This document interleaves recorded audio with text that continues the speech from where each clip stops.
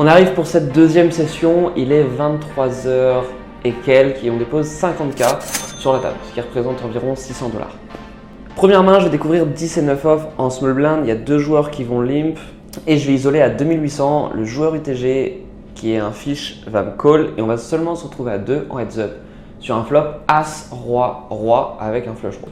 On arrive sur ce flop et l'objectif ça va être de caper sa range. Et donc le meilleur moyen de caper sa range quand on est contre un joueur qui va être honnête, ça va être de checker. Parce que tout simplement il va miser avec ses mains fortes, ses mains faites et il va check avec ses mains weak.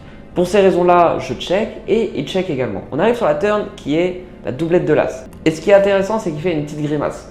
Donc ce que je comprends, c'est qu'il aurait pu check des As au flop, mais quand il fait cette grimace sur cette turn, ça enlève énormément d'As dans sa range et très peu de full. Pour ces raisons-là, je prends le spot de bluff et je mise 4000 dans environ 7000. Il call assez rapidement et river, ça tombe un 6. Quand je me fais la structure de sa range, ça va être mainly des mains comme Dame Valet qui peut call, des flush draw. Et pour ces raisons-là, j'ai pas vraiment besoin de size up très cher parce que si je me trompe et que quand il a fait cette grimace c'était pour autre chose ou j'en sais rien, même si ça avait l'air très premier degré, eh bien il n'y a pas d'intérêt à faire cher pour faire fold d'une main comme hauteur dame, hauteur valet, qui sont des mains qui nous dominent. Pour ces raisons-là, je bet 4000 $ à nouveau et il hésite un moment, puis finit par call, ce qui n'est pas une très bonne nouvelle quand on est hauteur 10.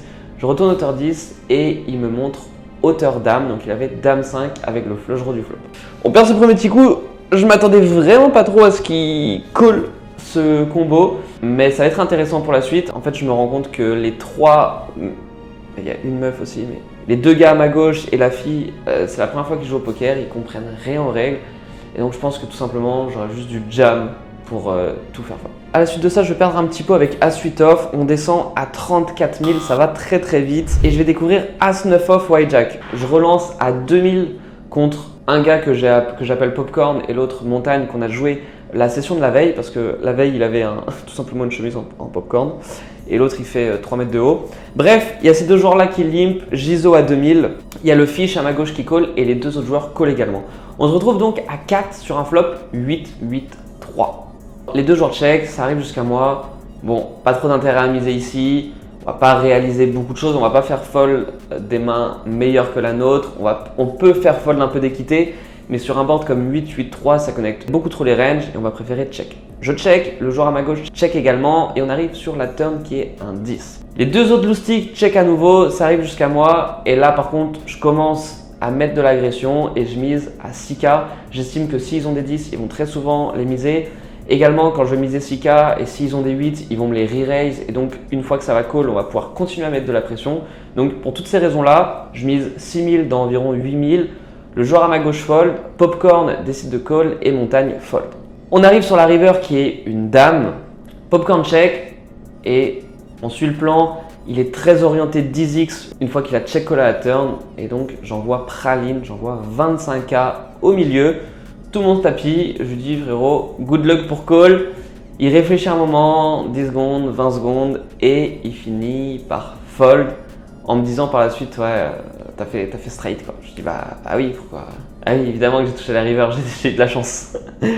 Donc on gagne ce pot, ça fait plaisir. Je vais gagner un petit coup aussi avec As-Roi et on va remonter à 60K de stack. Table change, la table devient un peu horrible, il y a eu un peu de changement, les récréas sont partis.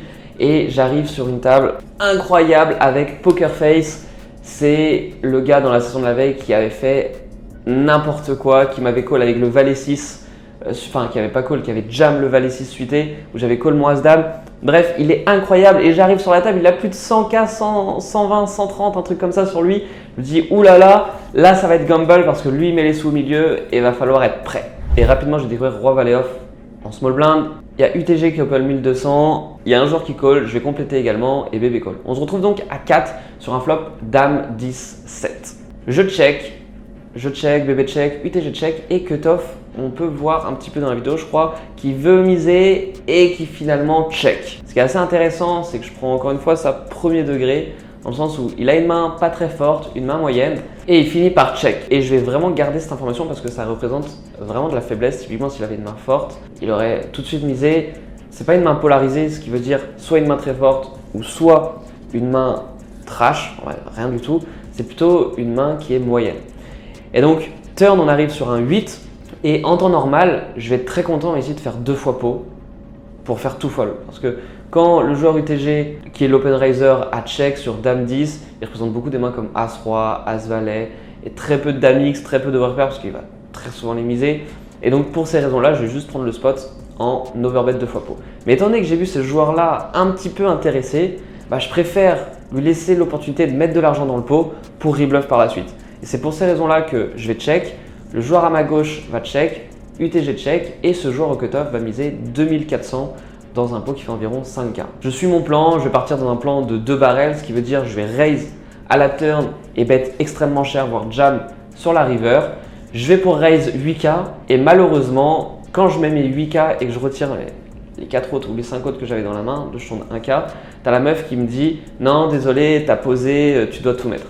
Bon, en soi, je suis pas habitué à ça parce qu'à Vegas, on peut faire comme ça, mais apparemment ici, on peut pas. Donc pour ces raisons-là, je voulais faire 8K et je finis par raise 13K. J'en profite un petit peu pour lui dire « Frérot, je suis désolé, c'est pas un bon prix ». So it's not a good price for you, I'm sorry, because... Et il finit par fold. Les gars, à la suite de ça, ça devient un peu chaud. Pourquoi ça devient un peu chaud? Parce que les mecs sont à cran sur nos dos. Au début de session, ils étaient sur Baki, sur son téléphone, en train de dire « Mais attends, qu'est-ce que tu fais? Tu recordes pas, machin, nan. » Et là, c'est pareil, je suis au milieu de la salle. En gros, il y a peut-être 7-8 tables.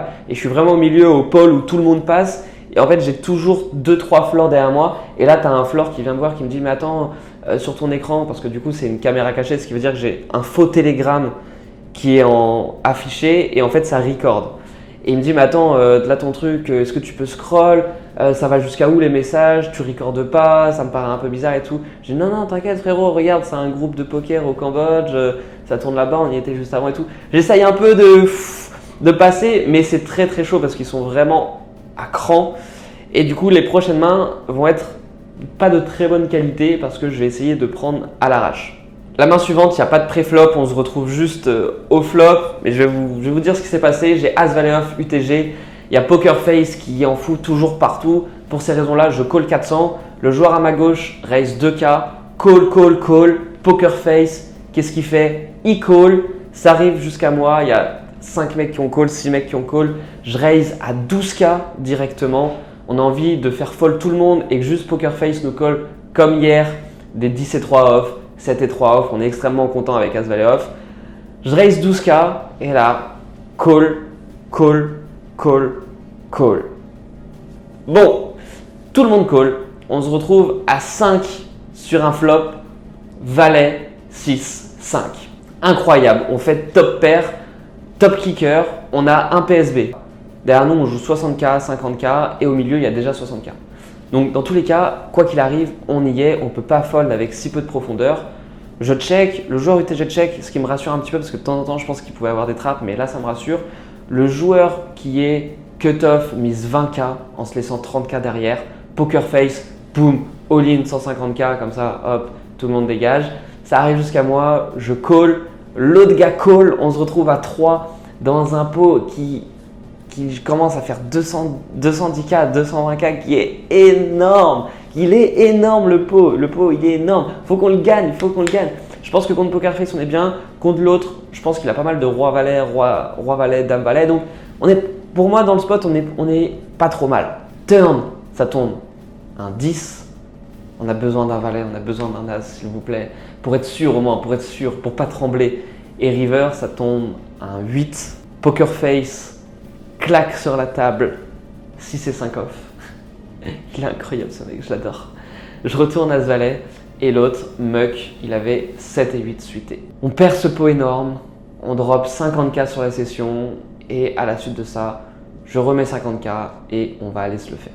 La main suivante, j'ai pas le rush, j'ai Valet 10 off en small blind, il y a un joueur qui va open 1005, ça va call et je vais compléter également, on va se retrouver en 3 way sur un flop 9-2-2. Je vais check, il va miser 1500 soit un tiers, l'autre joueur va fold, ça arrive jusqu'à moi. Et ici, je vais tester une line de check raise 3 barrels. On a vu que sur les lines qui représentent beaucoup de force, on a énormément de FE, alors que les lines en discontinu, on a très peu de FE. Donc là, on est en AB test, on voit qu'est-ce qui marche pas pour par la suite s'adapter. Mais pour voir si ça fonctionne, il faut les mettre. Donc, je prends le spot de raise et je relance à 5005. Il call, turn, ça tombe un 3. Je continue mon agression et j'envoie un bet à 8000. Et là, il décide pas de call, il décide pas de fold, il me raise à 20k. In-game, je trouve vraiment bizarre la line. À sa place, je comprends pas trop l'intérêt parce que je représente soit bluff, soit une main strong. Donc il a pas d'intérêt à raise, il est IP en plus de ça, il a un call très facile pour check raise all in au pire river. Dans tous les cas, mettre l'argent au milieu, c'est pas une problématique. Donc le raise est vraiment bizarre et je lui dis mais pourquoi tu raises? Je comprends pas trop l'intérêt du raise. Mais bon, je lui dis bah bien joué, j'ai un 2, je peux rien faire et je fold. Et du coup ici je lui dis t'as que 2-9. T'as que 2-9 pour faire ça, ici j'ai 4 et 2, genre juste t'es tout le temps devant, je peux rien faire quoi. Il me dit non, j'ai pas 2-9, je dis bah si frère t'as que 2-9, tu ferais ça avec aucune autre main, hein, t'as que 2-9 et tout, t'es en value, je peux pas call machin. Et le mec, en fait j'essaye de trigger son ego et à la fin il finit par me claquer As-Dame suité, ce qui représente le flush draw du flop qu'il a joué comme ça. Et ce qui est super intéressant parce que cette information elle vaut de l'or. Et encore une fois si j'avais juste muck, j'avais pas parlé avec le mec, j'avais pas essayé de trigger son ego, j'aurais pas eu l'info et c'est super important encore une fois d'aller chercher ces showdowns parce que le fait de comprendre qu'il joue comme ça son flush draw, bah c'est juste trop bien. À la suite de ça, on va se retrouver dans une main de PLO 5, c'est le bordel, ils savent pas les jouer, c'est incroyable. J'ai Roi, Dame, 10, 9, 5. Alors je dis qu'ils savent pas les jouer, je sais pas les jouer non plus, mais en tout cas quand je vois les scénarios à sens inverse, je me prendrai pas les mêmes choses qu'eux parce qu'ils sont extrêmement CS. Ça value des straight sur flush et full possible en PLO 5. Ceux qui connaissent un petit peu se rendent compte de la dinguerie que c'est. Bref, c'est un bordel, ils sont trop mauvais. Donc j'ai cette main, je suis au bouton, je raise pot à 3k. Je suis extrêmement content de me retrouver en heads up, j'ai pas envie de jouer à 15. En plus ça c'est une main qui redraw vers les nuts. Et il y a le joueur en small blind qui raise à 12k. Tout le monde fold, ça arrive jusqu'à moi. Au début du coup je suis à peu près à 34k, quelque chose comme ça. En fait je sais ici qu'il a les as. Et contre les as, j'ai pas fait les odds parce que je sais pas en PLO 5, j'ai jamais joué le format, j'ai juste joué du PLO 4. Mais je sais que quand on est contre des ranges qui sont as orientés, on va pouvoir call pas mal ce genre de main parce qu'en fait, quand on a énormément d'équité, je crois que c'est quasiment un flip à peu près, donc avec toute la dead money qui est au milieu, je suis très content. Je call, flop 10, 10, 3, on fait brelan avec roi 10 dans notre main, du coup on a brelan tout simplement. Il pot, il envoie tout au milieu, je call. Les runners, je sais plus ce que c'est, mais bref, il m'annonce 2 as et on gagne ce petit coup. À la suite de ça, je me retrouvais dans un autre spot avec 3 et 2 off. J'ai pas le record encore une fois parce que c'est trop chaud à record, ils sont tous sur mes dos. Mais en gros, je suis au bouton, il y a un mec qui open 1200, c'est un sizing tail et pour ces raisons-là, je raise à 5k. Je me dis que je vais tout faire fold étant donné qu'il a de l'open 1500 et 2000. J'estime que son 1200 est plutôt weak. Il finit par call, on arrive sur un flop Dame, Valet, 5 avec un flush draw, il check et je vais encore prendre une line pour le caper, ce qui veut dire que si je mise, il va call des draws, call des dames, etc. Et donc ça va, je vais pas avoir une grosse clarté sur sa range. Pour ces raisons-là, je préfère check et aviser en fonction de la turn, si check envoyé par pain ou si small, pourquoi pas raise. Pour ces raisons-là, je check, turn, ça tombe un 3, maintenant on fait une paire et il mise 5k dans 10k, ce qui fait un demi-pot. Il y a énormément de draws possibles, il y a tous les flush draws, il y a les rois, les 10 qui vont faire rentrer des straights, les as qui vont faire des straights et j'estime qu'il va être très honnête. Pour ces raisons-là, je call dans le plan de rebluff sur énormément de river. Et river, ça tombe un 9 qui fait rentrer la flush et également roi 10 et il bet 5k, soit un quart pot en se laissant derrière 15k. Bon, sa line, elle représente 0 force, il a fait un demi-flop, il fait un quart river sur toutes les 9 qui rentrent, il va pas faire ça avec des mains strong. On va pas call avec notre quatrième paire, c'est con parce qu'il a des valets X, des dames X dans sa range qui peut jouer comme ça. Je jam pour 20k total et il fold en me disant t'as touché flush et je lui dis bah oui, pourquoi tu crois que je call à turn, c'est seulement pour toucher ma couleur. Et il va me montrer une dame. Bref, on repasse à 75k de stack, ce qui veut dire un total de moins 25. On gagne des petits coups en PLO, on en perd, on swing un peu jusqu'à découvrir As, Valet, 5, 5, 6. Cette main va être la main de fou. Pré-flop, il y a un gars qui ISO 2K, je call et on se retrouve à 5 sur un flop Valet, Valet 8. Le pot fait environ 10k et l'open raiser mise pot soit 10k. Pour être honnête, je trouve que c'est une très bonne nouvelle. Quand il raise 2k4 pré-flop, en fait tout le monde limp tout le temps. C'est-à-dire que dès qu'il y a un mec qui raise, il a souvent une main très forte, ça va être 2 rois, 2 as, mainly. Donc en fait ici, quand il fait ça, bah, il n'a jamais 2-8 dans sa main. Il ne va pas isoler pré-flop avec 8-8, As-Dame X, quelque chose. Les seuls 8-8 qu'il peut avoir, Ça va être potentiellement As-As 8-8, As-As 8-8-9 peut-être. Enfin, en fait, c'est 8-8 As-As. Et donc, ça fait quand même peu de combos. Peut-être Roi-Roi 8-8 aussi. Mais ça fait quand même très peu de combos. Des valets 8. Alors, après, il y a 5 cartes. Et encore une fois, je ne sais pas encore comment ça change par rapport à du 4 cartes. Mais typiquement, il y a très peu de paires de 8. Et typiquement, il y a très peu de mains avec des valets 8. Peut-être des mains comme As-Roi, Dame-Valet 8, As-Roi ou As-As, Valet 8X. C'est possible. Mais dans tous les cas, ici contre lui, je me vois pas folle parce qu'en fait, les mecs font n'importe quoi et il y a trop de value cut. Typiquement ici, il a flush draw, il peut faire ça. Il a roi valet, il peut faire ça. Il a dame valet, il peut faire. En fait, avec tous les valets, il peut faire ça. Pour ces raisons-là, je raise à 25K. Il y a un joueur au hijack qui jam ses 15K. Ce joueur-là call et turn tombe le 2 où on fait flush. Il check et une fois qu'il check, j'envoie all-in pour 41K.